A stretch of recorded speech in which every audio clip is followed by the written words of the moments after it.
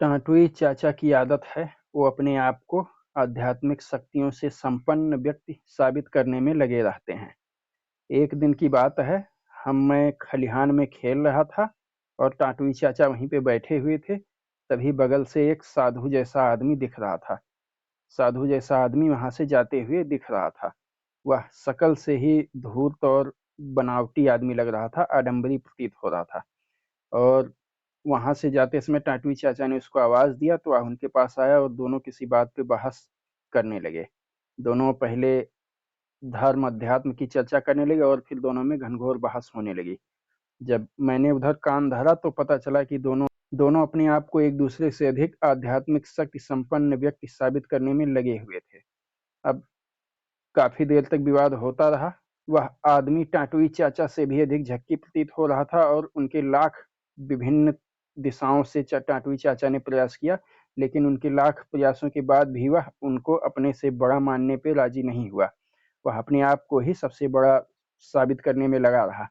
इससे थक हार कर टाटुई चाचा ने मुझको बुलाया और कहा कि बताओ, मैंने फलाने की फसल और उसके घर को कैसे बचा लिया था।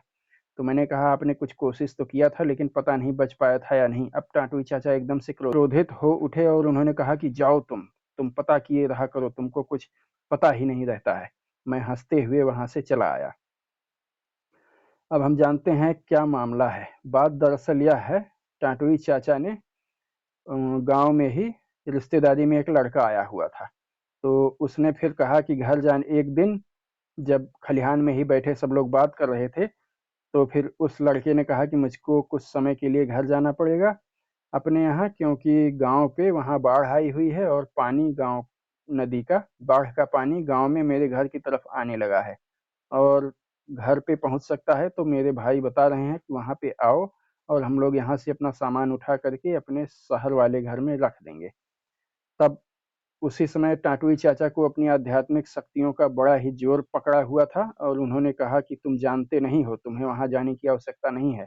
अपने भाई से कहो कि अपने घर की छत पे जाके खड़े हो जाएं और कहें कि हे नदी, तुमको टाटुई चाचा ने हुक्म दिया है, इधर मत आना और रास्ता बदल दो, दूसरी तरफ चली जाओ। इधर आओगी तो तुमको सजा दिया जाएगा। अब हम सब लोग इस बात पर हंसते हंसते बेहाल हो गए।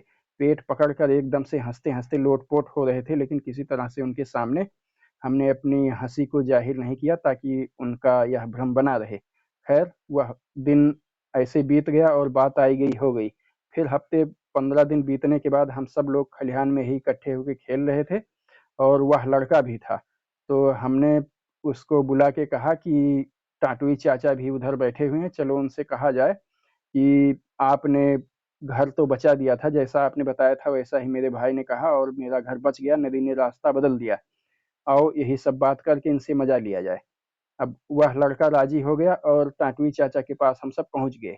वहां जाके हमने कहा कि चाचा, आपने जो उस दिन कहा था वैसा ही इनके भाई ने किया। छत पे खड़े होकर कहा कि टाटुई चाचा का हुक्म है कि नदी तुम इधर मत आना। और बहुत ही आपका नाम लेकर उन्होंने कहा कि हे नदी, इधर मत आना, रास्ता बदल दो, टाटुई चाचा का हुक्म है, नहीं तो तुमको सजा मिलेगी। और आपके द्वारा बताए गए इस कथन को कहते ही कुछ समय में नदी ने रास्ता बदल दिया और उनका घर बाढ़ में डूबने से बच गया। लेकिन आपने उनका घर तो बचा दिया, लेकिन उनकी फसल नहीं बचा पाए और फसल डूब गई। अब टाटुई चाचा एकदम से भाव में आ गए और कहने लगे हाथ झटक कर, क्या मैंने हर चीज का ठेका ले रखा है। और हम लोग हंसते हंसते एकदम से पेट दुखने लगा था। आज भी जब यह घटना याद आती है तो हम लोग हंसते हंसते दोहरे हो जाते हैं, कैसे सनकी आदमी संसार में पड़े हुए हैं। हमें अलग से किसी भी कॉमेडी कार्यक्रम या और किसी चीज की आवश्यकता नहीं है। टाटुई चाचा और इनके जैसे लोग स्वयं ही अपने आप में कॉमेडी हैं।